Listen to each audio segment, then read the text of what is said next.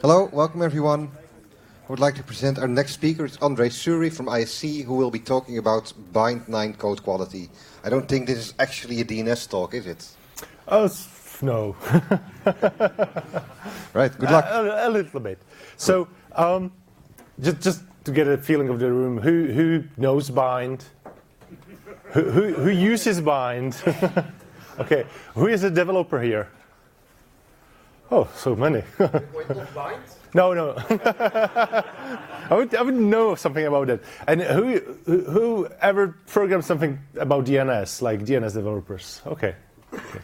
So this talk is more about like what we are doing to bind at the moment. So it's not strictly about the DNS. It's more about the bind and about the concurrent programming. So my question would be, who does threaded programming? Okay, quite a lot of hands. There's a couple of prerequisites for us in bind.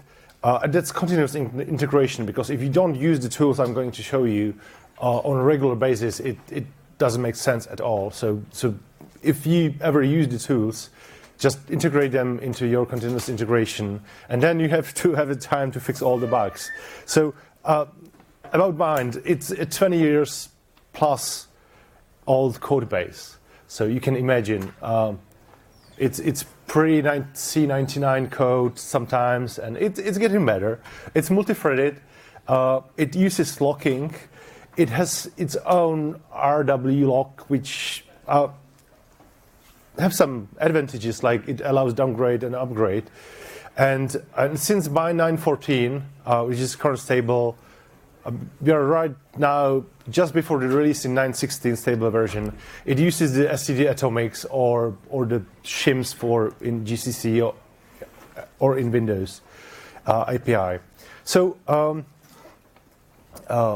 don't know if you can actually see that, but there are a couple of tools that we can use or we are already using, and it's kind of built from Clang. I'm going to talk about a cppcheck. There's also Clang Tidy, which does a different kind of checks. We are not using that yet. For the runtime analysis, there's a lot of sanitizers from GCC and LLVM, which are very good.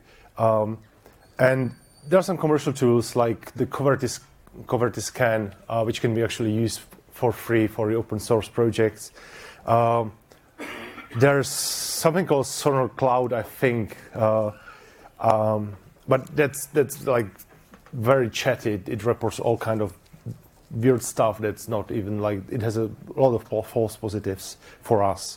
And there's lookgoodtome.com, which also looks very good. And the last tool we use for bind is coccinelle. It's very good tool for refactoring large code bases. It's mainly being used for Linux kernel, but we are using that too. So what's the scan build? It's static code analyzer. It works by replacing the CC and CXX environment variable, and it comes from the LLVM and Clang suite. So the usage is quite simple. This is for the autoconf based projects. You need to use it for configure, and then when you are running make, you keep the CC variable set from the configure step. And the output is, this is just one of the commits, because we try to be more verbose than just fixed bug in the commit messages. So this includes the real reports from the scan build,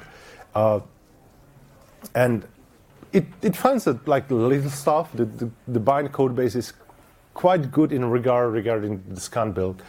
So it found like small stuff, like the result is never used, and so we fixed that, obviously. Then the cppcheck, that's a different tool. It's an independent project, also static code analyzer. It's more difficult to use if you use autoconf, because it requires compilation database, which is a JSON file which includes all the configuration options and C flags and LD flags, and and the path to files, and you need to build a compilation database. So there are some tools that can build that automatically, like I think CMake and others. For automake, it's more complicated, and it has a different level of strictness. The most strict level is crazy at the moment for bind. I'm not saying it returns false positive. It returns good stuff, but we are not there yet. So this is the usage. So you run configure, then you for automake use tool called bear, which is I think like shortcut for build ear. So it listens what goes on, and then you run cppcheck on the compile commands JSON, that's the compilation database, and it runs the scan on all your source files. So it's important to run your project in like a debug mode or enable everything in the configure so it gets analyzed. And the output looks like this. So it's this is the output from the tool called cppcheck-html report. And you are lucky because the cppcheck 1.90 just came out and it found a new errors because we were cppcheck clean before. So this is from the cppcheck 9.90. So it found a new errors. And then if you click the individual error, it looks like this. So it's annotated your source code. And it shows the path through the file, and it's very good. So if you are developers and not using the cppcheck, I invite you to do so because we like it quite a lot. The next tool, the coccinelle, it's a program matching and transformation engine, and it has something like called semantic patches. The usage is that you call the command spatch, then you pass it a patch, the semantic patch. It can work on Git repositories, and there are some other small options. So and it outputs the number of files it matches according to the rules. And then if there's anything that needs to be patched, then it either outputs the patch to the standard output, or you can like patch the files in place. There's an option for that too. This is a very simple semantic patch.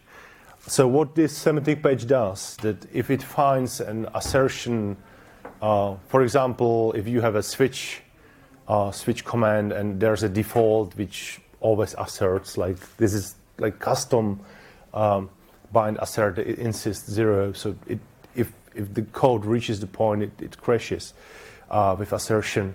So it adds ISC unreachable, which is actually just macro to attribute that the end couldn't be reached. So it adds the ISC unreachable to all occurrences of the insist where it's not already there. So that's the condition behind. I'm sorry for the Unicode character. It's actually the normal asterisk dash, but the font kept like changing that. And this is a more complicated example. Recently we made a change to the bind allocator. So ISC memget cannot return null. If the allocation fails, the bind will crash, because if you don't have enough memory, then you have different kind of problems anyway with the current allocators in modern operating systems. So this tries to catch all the occurrences where there's a statement which is you declare a statement S and then expression V. So if V, like a variable, is a null and then follows the statement, it just deletes the whole block of the with the variable. And there are some.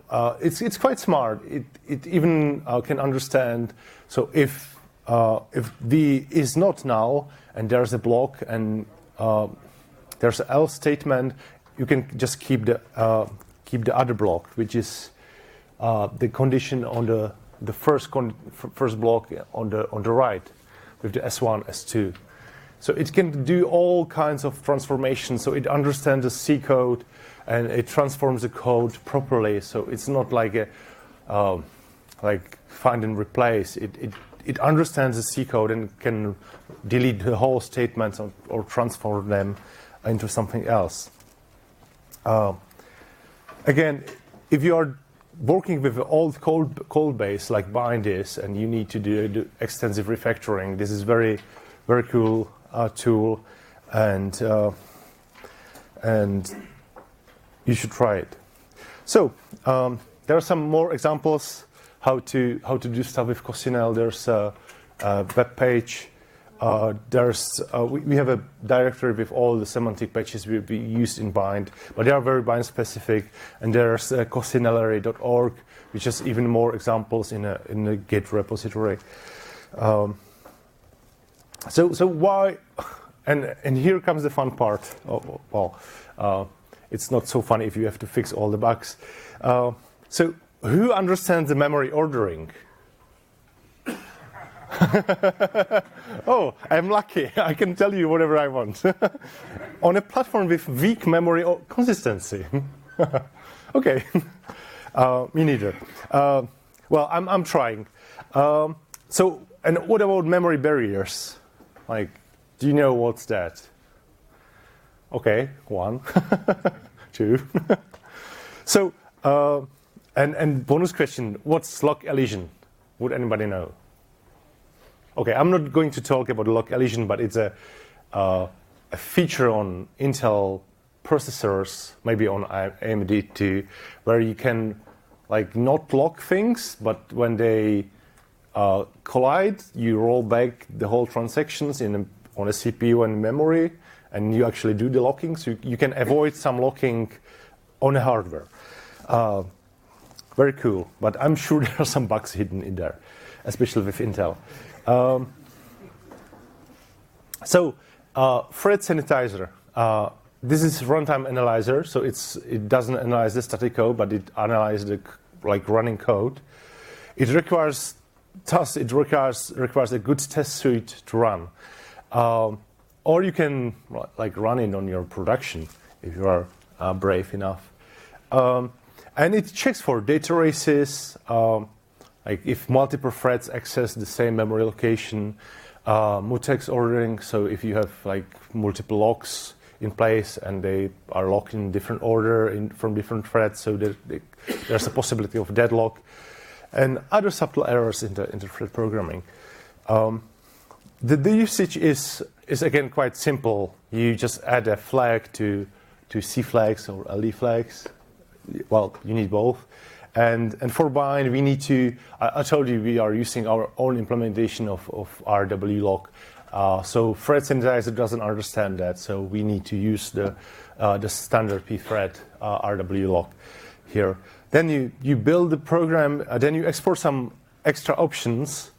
Because bind is quite complex, we need to increase the history size. It's like the amount of memory the thread sanitizer used to keep track of the memory locations, and some other options which make it more cleaner. Because, for example, the log path tsend basically means that the output is logged in the separate file and it's not mixed in the standard output. Exit code again means like. Usually it exists with exit code 66, but if you are running a test suite, you usually don't want to stop the test suite because it failed. So there are some like options like this. Then you run a test suite. Bind has both unit tests and system tests, and then there's an output like this.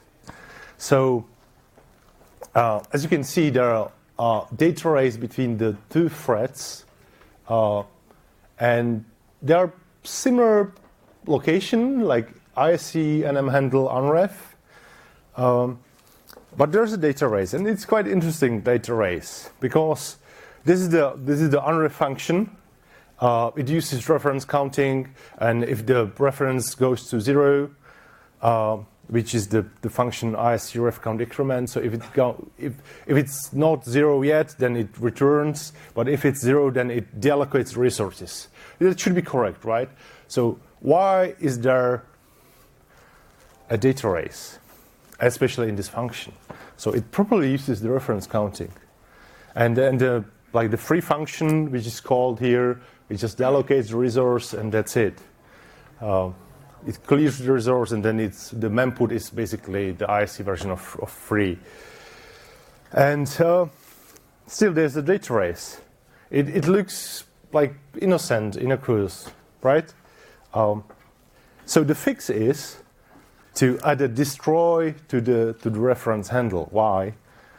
Because the refcount API uses the standard atomics, and the decrement function uses the memory ordering release, and the destroy function uses the order acquire. And to actually understand this is from the documentation. So if you don't use that, there's no synchronization between the threads. So the destroy function, the missing destroy function made one of the threads not to synchronize with the other during the decrement. And then there was a data race because of the missing release load. And okay, so who now thinks understands memory ordering? I understand memory ordering and the atomics more than I understood them a year ago, but I'm still like.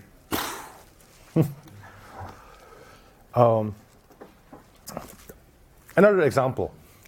There's a data race on the PowerPC 64 reported by Red Hat because they do have some interesting hardware. And it's caused by our own RW lock. And the proposed patch, again, changes the memory ordering from relaxed, which doesn't cause any synchronization, to acquire, and the compare exchange operation, again, to acquire. On a synthetic benchmark, it works. I just look at the function, and I think that basically there's an error in our RW implementation, but we haven't seen it because the usual hardware has a strong memory consistency, and it doesn't manifest. So it manifests only on the PowerPC 64 because it has a weak memory consistency. Again, like, so, but I think that there's a lesson to be learned here. So, to my, I like the saying, "Don't do your own crypto," and I would add, "Don't do your own locking," unless you absolutely know what you are doing. And the good news is that in a new version, Bind 9.16, we are actually running a benchmark now with the system library RW lock, and with some other tweaks, we are over 1 million requests per second. So just dropping our own RW lock implementation increases the performance because we changed the other parts of Bind. So that's good news. We might be dropping the implementation at all. Another example. There's a comment. No one else has this socket, so we can free it, right? And the fix is actually to lock the socket structure because, again, there was a bug which no one else has the socket except when you are on FreeBSD in a VMware on a hardware with a lot of cores. It was very hard to reproduce, but it was reported by the FreeBSD maintainer, and thank you for all the work he does by reporting the bugs to us. But it was very weird bug. We tested with a lot of cores on Linux, but it only manifests on FreeBSD in VMware.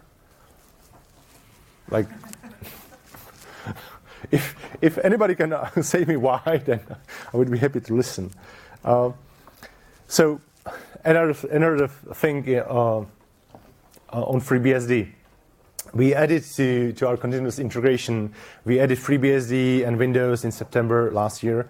We also added OpenBSD, because if you don't run it in the CI on every merge request, then it's like it's not happening, because the developers are going to ignore the reports that came asynchronously.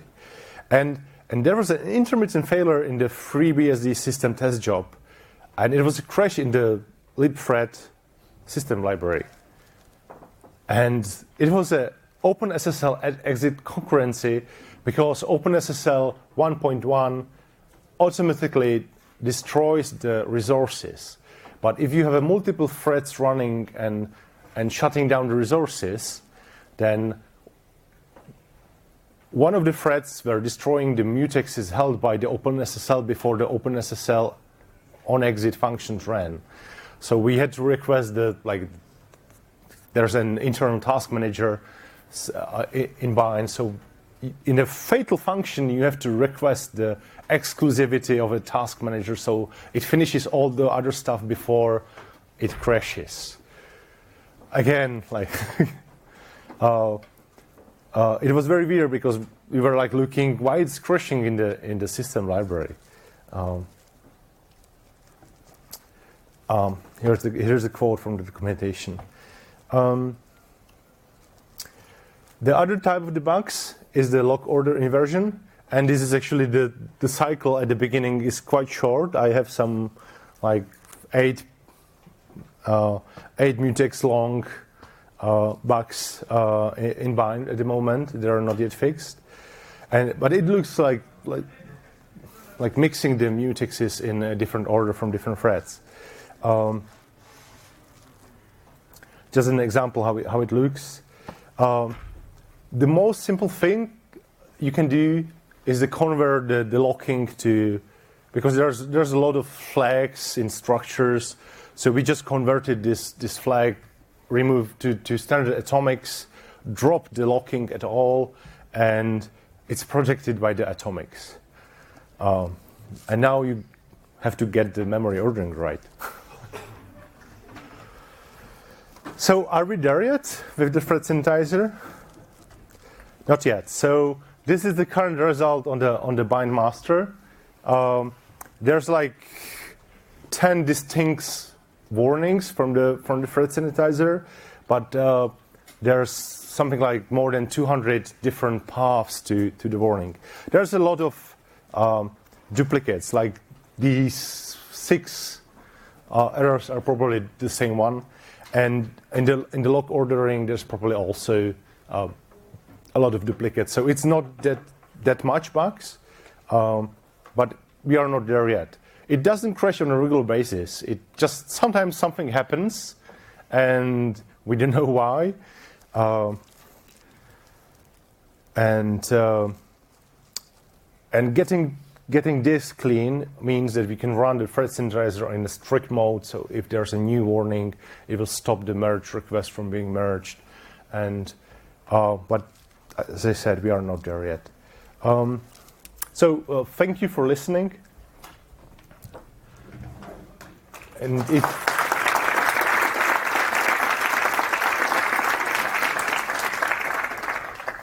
we have 7 minutes for questions. If you have any questions, not about memory ordering, please. I have several.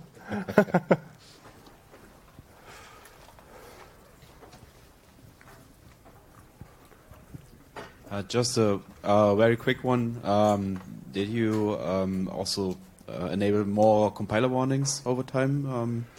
Yeah, we run with W all, W extra all the time. And we also have in the CI, we have multiple jobs. So we run with Clang, we run with GCC, and we run with different optimization options, because sometimes it also, if you run with -0, sometimes it reports stuff that's not real bug, but it I don't know. There was a code if there was a variable 0, it didn't run a loop. So on a higher level of optimization, it got optimized out. But on a lower level optimization, it printed a warning about something. So again, like trying different optimization options from -0 to -03 is also a good option in the CI, because the compilers do a different stuff. Also, running the thread sanitizer with Clang and GCC bears a different results. So that's also a thing you should do if you are running the sanitizers.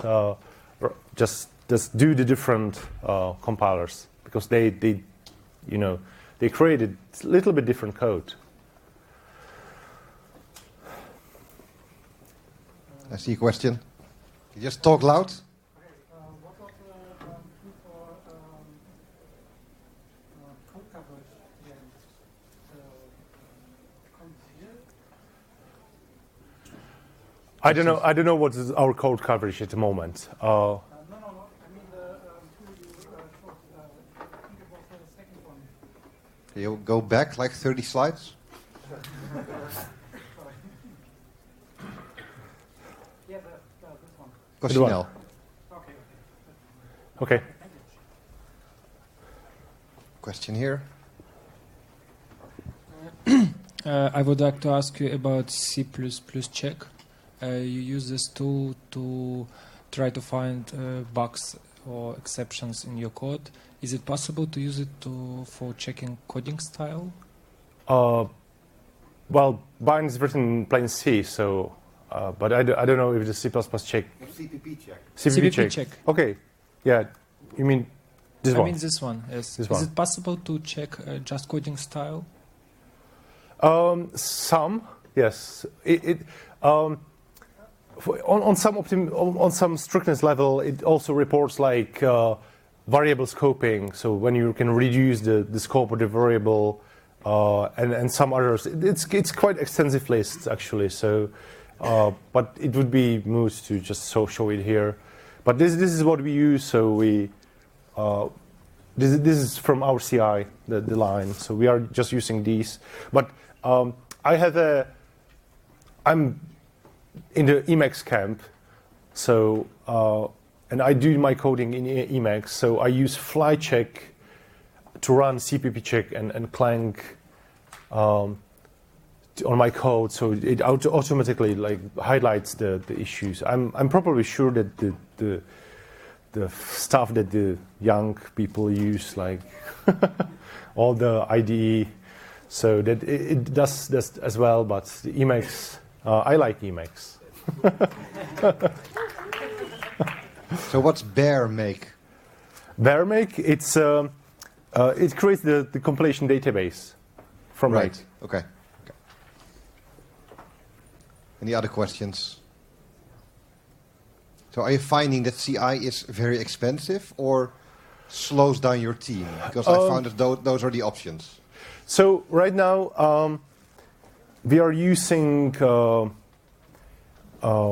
like hosted bare metal servers, and we have like 8 of them to run all the CI, but we have something like 56 jobs at the moment.